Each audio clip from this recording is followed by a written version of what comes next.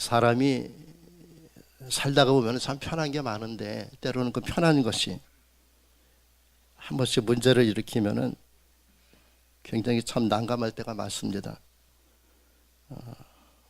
제가 이 설교를 좀 편하게 하려고 여기다 넣어놨는데 이 편한 것이 속을 썩이네요. 예. 어머니 뱃속에서 태어나기도 전에 아버지를 잃은 아이가 있었습니다. 어머니는 아이가 3살이 되던 때에 재혼을 하셨습니다. 그래서 아이는 어쩔 수 없이 할머니의 손에서 자라게 됩니다. 소년 시절의 아이는 다른 아이들보다 유난히 몸집이 작았고 또 허약했습니다. 게다가 학교 성적도 꼴찌에서 1등, 2등 그렇게 했습니다. 아이들은 이 소년을 놀려댔고 심지어 선생도 그를 바보로 취급을 했습니다. 그래서 이 소년은 자기가 정말 바보인 줄로 알고 그리고 자기는 머리가 나쁘다 이렇게 생각을 하고 지냈습니다. 그러던 어느 날 사소한 일로 같은 반에 공부 잘하는 아이와 다툼이 일어났습니다. 그 아이는 자기가 잘못했는데도 불구하고 이 소년에게 바보인 주제에 무슨 소리야 라고 하면서 옆구리를 발로 차면서 폭력을 했습니다. 하지만 허약한 소년은 그대로 싸움에 질 수밖에 없었습니다. 구경하던 아이들 중에 그 누구도 이 약한 소년의 편을 들어주는 사람이 없었답니다. 그날 밤 소년은 한잠도 자지 못하고 너무 분해서 밤새 울었습니다. 머리가 나쁜 사람은 아무리 옳은 말을 해도 사람들이 믿어주지 않는구나. 그렇게 못난 자신을 원망하며 울던 그는 새벽이 되어서 문득 이런 생각이 들었답니다. 나는 진짜 바보일까? 사람들이 나를 바보라고 해서 나는 내 자신을 바보라고 생각하고 살았다. 그래서 지금까지 한 번도 공부를 열심히 해본 적이 없다. 하지만 이제부터는 한번 열심히 해봐야 되겠다. 내가 정말 바보인지 아닌지 공부를 한번 열심히 해봐야지. 그래서 체력으로나 공부로나 남에게 지지 않도록 한번 열심히 해봐야 되겠다. 이런 생각이 들었답니다. 그날부터 이 소년은 굳게 결심을 하고 딴 사람이 된 것처럼 열심히 공부를 합니다. 그러자 머지않아 놀랄 만큼 성적이 올라갔습니다. 소년은 기뻐서 이렇게 말했습니다. 나는 바보가 아니었다. 무슨 일이든지 노력하면 되는구나. 이 소년은 그날 이후로 용기와 자신을 얻어서 열심히 공부를 하게 됩니다. 소년은 훗날 위대한 과학자가 되어서 근대 이론과학의 선구자로 이름을 날리게 되었습니다. 이 사람이 바로 우리가 잘 알고 있는 뉴턴이라는 과학자입니다. 영국의 캠브리지 대학에 세워진 뉴턴의 기념비에 이런 글이 새겨져 있습니다.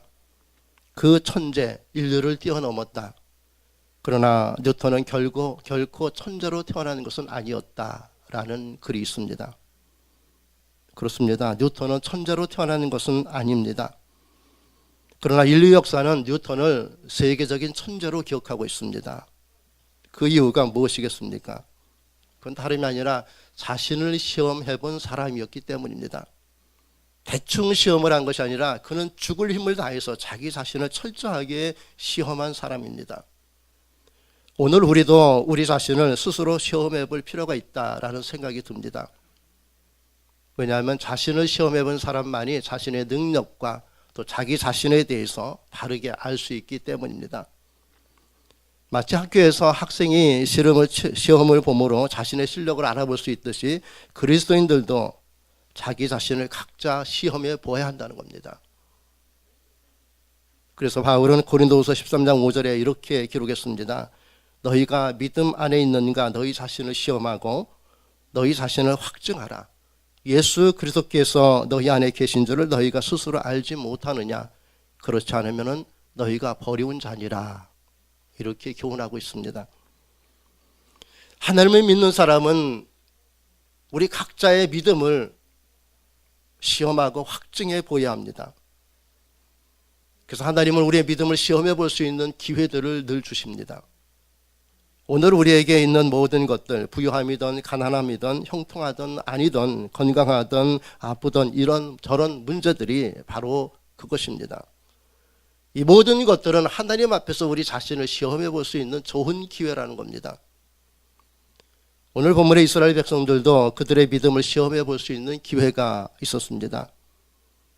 이스라엘 백성들이 하나님의 은혜로 부유하고 평안한 삶을 누리게 되었을 때 일입니다. 그들이 누리는 부유함과 평안함으로 자신들의 믿음을 확증해 보여 함에도 불구하고 오히려 이들은 믿음에서 멀어지고 말았습니다. 그러나 하나님은 그들의 믿음을 시험해 볼 수 있는 기회를 주셨습니다.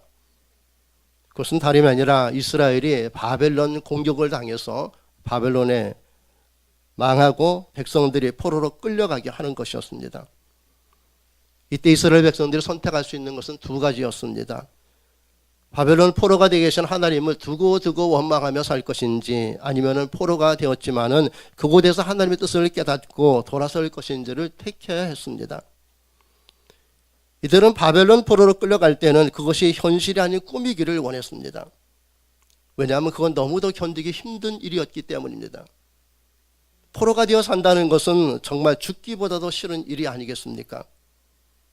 그러나 그것이야말로 이스라엘 백성들의 그들의 믿음을 하나님 앞에 증명해 보일 수 있는 기회였다는 겁니다. 고난을 기쁨으로 바꿀 수 있는 곳이었던 말입니다. 왜냐하면 하나님께서 에레미야 선지자를 통하여 이미 말씀해 주셨습니다. 70년 후면은 내가 너희들을 바벨론 포로에서 돌아오게 해서 이전보다 더 강한 민족으로 세워줄 것이다. 너희들을 새롭게 해줄 것이다 라고 말씀해 주셨습니다. 그리고 하나님은 약속대로 70년이 지난 후 이스라엘 백성들을 바벨론 포로에서 해방시켜서 조국 이스라엘로 돌아오게 하셨습니다. 그래서 그들은 1절에 이렇게 고백합니다. 우리가 꿈꾸는 것 같았도다 라고 고백합니다. 여러분, 하나님을 진실로 믿으면은요, 꿈 같은 일들이 이루어집니다. 믿습니까? 사람들이 생각하지도 못했던 좋은 일들을 뭐라고 합니까? 꿈만 같다고 하지 않습니까? 그만큼 상상하지도 못했던 좋은 일이라는 겁니다. 꿈 같은 일이란 불가능한 일들이 이루어졌을 때 하는 말입니다. 그렇습니다. 여러분, 우리가 진심으로 하나님을 믿으면은 하나님은 꿈 같은 일들을 이루어 주십니다. 우리가 도저히 할 수 없다고 포기한 일들까지도 하나님은 얼마든지 할 수 있는 분이시기 때문입니다. 안 되는 일들도 되게 하십니다. 하나님이 말씀하신 대로 다 이루어 주지 않습니까? 그래서 꿈꾸는 것 같은 삶을 살게 하시는 하나님이십니다. 그래서 보세요. 모세의 믿음으로 이스라엘 백성들이 홍해를 건넜습니다. 이거 꿈 같은 일 아닙니까? 여호수아의 믿음으로 여리고성이 무너졌습니다. 꿈 같은 일이 일어났습니다. 아들을 낳을 수 없었던 한나도 믿음으로 아들 사무엘을 낳았습니다. 다니엘은 믿음으로 굶주린 사자굴에서도 살아나왔습니다. 베드로의 믿음으로 성전 비문에 안전뱅이가 일어났습니다. 바울의 믿음으로 옥문이 열리지 않았습니까? 도저히 불가능한 일이었으나 이루어질 수 없는 일들이었지만은 그러나 이루어졌습니다. 믿음으로 살면 하나님은 이렇게 꿈꾸는 것 같은 놀라운 일들을 우리에게 이루어 주십니다. 하나님은 이렇게 크고 놀라운 일들을 이루어 주시는 분이십니다. 그래서 믿음으로 사는 자는 하루하루가 꿈 같은 날입니다. 그러나 믿음으로 살지 않으면 어떻습니까? 세상 사람들은 말하지 않습니까? 사는 게 지옥이다 하지 않습니까? 믿음으로 사는 자는 그렇지가 않습니다. 꿈 같은 일들 속에 살아가는 자들입니다. 그래서 이스라엘 백성들은 우리가 꿈꾸는 것 같았도다 라고 고백합니다. 꿈 같은 일들이 이루어지니 기쁠 수밖에 없지 않습니까? 여러분 살면서 경험해 보지 않았습니까? 꿈 같은 일들이 일어난 때들 있지 않습니까? 그것이 얼마나 기쁜 일인지, 얼마나 가슴 설레는 일인지 여러분 체험해 보지 않았습니까? 기뻐서 어쩔 줄을 몰라 하던 때가 있지 않았습니까? 하나님은 우리를 이렇게 기쁘게 하시는 분이십니다. 그래서 2절에 이렇게 기록하고 있습니다. 그때 우리 입에는 웃음이 가득하고 우리 혀에는 찬양이 찼었도다. 열방 중에서 말하기를 여호와께서 저희를 위하여 대사를 행하셨도다 하였도다. 그때 어느 때입니까? 바벨론에서 바벨론 포로에서 해방되어 돌아오는 꿈 같은 일들을 이루어 주셨을 바로 그때입니다. 그때 이스라엘 백성들의 입에는 웃음이 가득하고 혀에는 찬양이 넘쳤다라고 기록합니다. 그리고 그들은 고백했습니다. 하나님께서 우리를 위해서 크고 놀라운 일을 이루어 주셨다. 이스라엘 백성들을 약속대로 바벨론 포로에서 해방시키신 하나님은 이들에게 이런 은혜를 베풀어 주셨습니다. 이 하나님이 오늘 우리와 함께 하십니다. 오늘 우리가 어떤 어려움과 고난이 있을지라도 하나님은 이렇게 약속하셨습니다. 내가 너를 도울 것이다. 믿습니까? 내가 너를 높일 것이다. 내가 너를 지킬 것이다. 내가 너를 복되게 하리라 하셨습니다. 하나님은 이 약속대로 우리를 얽어매는 모든 것에서부터 우리를 해방시켜 주셨습니다. 그래서 하나님은 수천 년 전에 이스라엘 백성들이 찬양하며 고백했던 그 외침을 우리를 통해서 이 땅에 울려 퍼지도록 하시기를 원하십니다. 그래서 우리도 이스라엘 백성들처럼 이렇게 선포하며 살아야 합니다. 3절에 이렇게 기록이 되어 있습니다. 여호와를 위하여 대사를 행하셨으니 우리는 기쁘도다. 여호와께서 우리를 위해 큰 일을 행하셨으니 우리는 기쁘도다. 바로 이 말입니다. 여러분, 하나님은 시시하신 분이십니까? 대단하신 분이십니까? 하나님은 째째하신 분이십니까? 아주 담보가 크신 분이십니까? 하나님이 하시면 시시한 일 합니까? 대단한 일을 하십니까? 엄청난 일을 하십니다. 우리를 위해서 큰 일을 행하시는 하나님이십니다. 그래서 우리가 범사에 기뻐하며 살도록 하나님은 모든 일을 말씀하신 대로 약속대로 지금까지 우리에게 이루어 주셨습니다. 잊지 마십시오. 하나님은 약속을 반드시 지키십니다. 하나님의 약속은 변함이 없습니다. 우리를 위하여 행하시겠다고 약속하신 모든 것들을 그대로 행하시는 하나님이십니다. 그래서 이스라엘 백성들은 하나님의 약속을 믿고 이렇게 고백합니다. 오늘 말씀 4절에 이렇게 되어 있습니다. 여호와여 우리의 포로를 남방 시내같이 돌리소서. 여러분, 여기서 남방은 네게브라는 지역을 말합니다. 이 네게브 지역은 비가 와도 빗물이 땅에 흡수되지 않는 지역입니다. 그래서 나무가 없는 지역은 비가 내리면 급속도로 물이 모여서 거세게 흘러갑니다. 바로 이런 지역이 오늘 본문에 기록된 바로 그곳입니다. 시편 기자는 바벨론 포로 생활에서부터 돌아오는 과정을 남방시내, 즉 네게브를 거세게 가로지르는 급류에 비유해서 포로에서 급히 돌이켜달라고 하고 있습니다. 그리고 이 기도가 결코 헛되지 않음을 이렇게 선포하고 있습니다. 오늘 말씀 5절입니다. 여러분 주부했습니다. 오늘 말씀 5절 함께 읽어봅시다. 5절 말씀 읽습니다. 시작. 눈물을 흘리며 씨를 뿌리는 자는 기쁨으로 거두리로다. 아멘. 눈물을 흘리며 씨를 뿌리는 자. 여러분, 누가 눈물을 흘리며 씨를 뿌립니까? 씨를 뿌릴 수 있는 좋은 환경과 여건과 상황에서 씨를 뿌린다면 눈물을 흘릴 필요가 없겠죠. 비가 와서 씨를 뿌린다면 그건 힘든 일 아닙니다. 누구나 다 할 수 있는 일입니다. 그러나 씨를 뿌릴 수 없는 상황에서 씨를 뿌린다는 것은 결코 쉬운 일이 아니지 않습니까? 그 고통이 얼마나 크면, 얼마나 힘이 들면 눈물을 흘리면서 씨를 뿌리겠습니까? 여러분, 눈물을 흘리며 씨를 뿌리는 것은 하나님을 믿는 자만이 할 수 있는 일입니다. 비가 오지 않아도 씨를 뿌리는 것은 하나님을 믿는 자만이 할 수 있는 일입니다. 그러므로 우리의 삶이 여전히 팍팍하고 이런저런 일들이 우리를 힘들게 할지라도, 우리 앞길이 보이지 않을지라도, 우리가 하는 일들이 잘 풀리지 않을지라도 우리는 믿음으로 씨를 뿌려야 합니다. 울더라도 믿음으로 씨를 뿌려야 합니다. 우리가 원하는 것들, 하나님이 이루시고자 하는 것들, 하나님이 말씀하신 것들에 대해서 우리는 어떤 일이 있어도 믿음으로 씨앗을 뿌려야 합니다. 못 견디도록 아플지라도 힘들지라도, 그래서 눈물이 왈칵왈칵 쏟아질지라도, 그 눈물이 앞을 가려 제대로 볼 수 없을지라도 우리는 말씀의 씨앗을 뿌려야 합니다. 흉년 들었을 때 블레셋 땅에 살았던 이삭을 기억하십니까? 흉년는 해에 농사 져봤자 뻔하다 하고 아무도 씨앗을 뿌리지 않았습니다. 그러나 그 흉년는 해에 이삭은 나가서 씨앗을 뿌렸습니다. 블레셋 사람이 볼 때는 그야말로 바보같이 미련한 짓이었습니다.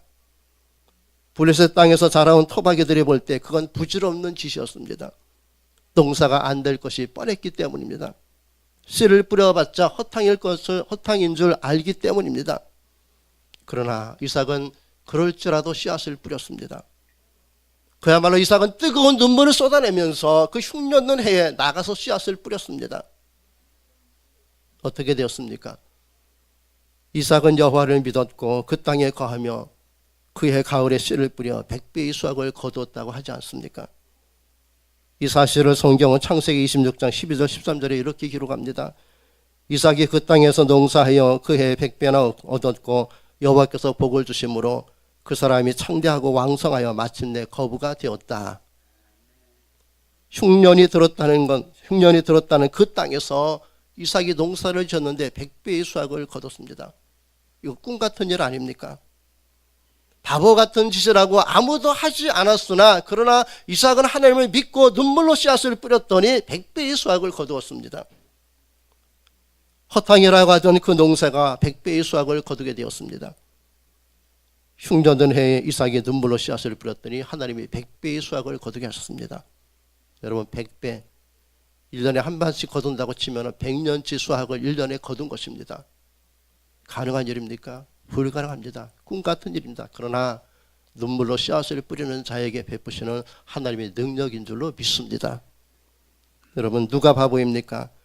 가물어서 농사가 안 된다고 비방하고 그리고 꾸짖었던 블레셋 사람들이 바보입니까? 가뭄에도 불구하고 하나님을 믿는 믿음으로 눈물로 씨앗을 뿌려 100배의 수확을 거둔 이삭이 바보입니까? 여러분 우리 모두 이삭 같은 바보가 될 수 있기를 바랍니다. 세상적으로 잘나고 똑똑한 사람이 아니라 하나님을 믿고 눈물로 씨앗을 뿌리는 사람이 가장 잘나고 똑똑한 사람임을 기억하시기 바랍니다. 눈물을 흘리는 아픔과 고통이 있을지라도 오직 믿음으로 씨앗을 뿌리는 바보, 그 바보가 되었으면 좋겠습니다. 하나님이 원하시는 사람은 바로 이런 사람입니다. 오직 믿음으로 행하시는 사람을 하나님은 원하십니다. 이 믿음이 세상 사람들이 볼 때는 영락없는 바보처럼 보일지라도 결코 바보가 아님을 하나님은 분명히 보여주실 줄로 믿습니다. 저는 이 하나님의 역사하심에 눈물이 납니다. 여러분 세상에 넓고 편한 길이 많이 있지만 이 지역에도 여러 교회들이 있지만 울며 씨를 뿌리는 우리의 믿음이 결코 헛되지 않게 하실 것을 믿습니다. 이렇게 말입니다. 오늘 말씀 6절입니다. 울며 씨를 뿌리러 나가는 자는 어떻게 해요? 정령 기쁨으로 그 단을 가지고 돌아오리로다. 아멘. 여러분 세상 일에 눈물 쏟지 마시고 하나님의 일에 눈물 한번 쏟아보시기 바랍니다. 하나님의 일에 눈물로 씨를 뿌리십시오. 하나님이 기쁨으로 거두게 하실 것입니다. 흉년된 것처럼 아무것도 할 수 없는 상황일지라도 믿음으로 씨를 뿌리는 자는 하나님이 은혜의 담비를 내려주셔서 100배의 수확을 거두게 하실 줄로 믿습니다. 우리는 부족하고 연약하지만 그래서 우리는 세상적으로 생각해 볼 때 눈물이 날 수밖에 없지만 포기하지 않고 믿음으로 씨앗을 뿌리면 하나님은 기쁨으로 단을 거두게 하십니다. 그래서 우리는 더더욱 하나님을 의지해야 합니다. 여러분 세상 사람들은 우리의 눈물의 의미를 모릅니다. 그러나 하나님은 아십니다. 세상 사람들은 우리의 아픔을 모릅니다. 그러나 하나님은 우리의 아픔을 아십니다. 세상 사람들은 우리의 고민을 모릅니다. 그러나 하나님은 우리의 마음 깊숙한 곳까지 다 아시는 분이십니다. 그리고 하나님은 우리의 눈물도 아픔도 고민도 다 기쁨의 단이 되게 하시는 분이십니다. 그래서 우리는 주 없이 살 수 없는 자들입니다. 그래서 하버글이라는 목사님은 이렇게 찬송시를 지었습니다. 주 없이 살 수 없네. 죄인의 구주여 그 귀한 보배 피로 날 구속하시니 구주의 사랑으로 흘리신 보혈이 내 소망 나의 위로 내 영광 됩니다.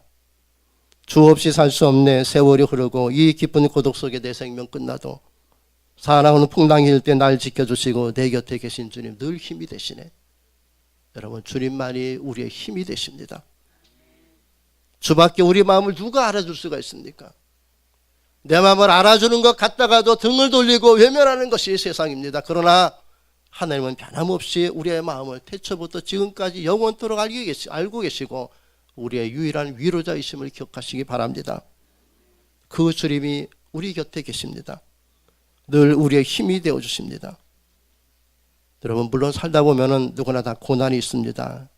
그래서 고난 때문에 눈물 짓기도 하고 고난 때문에 슬퍼하기도 합니다.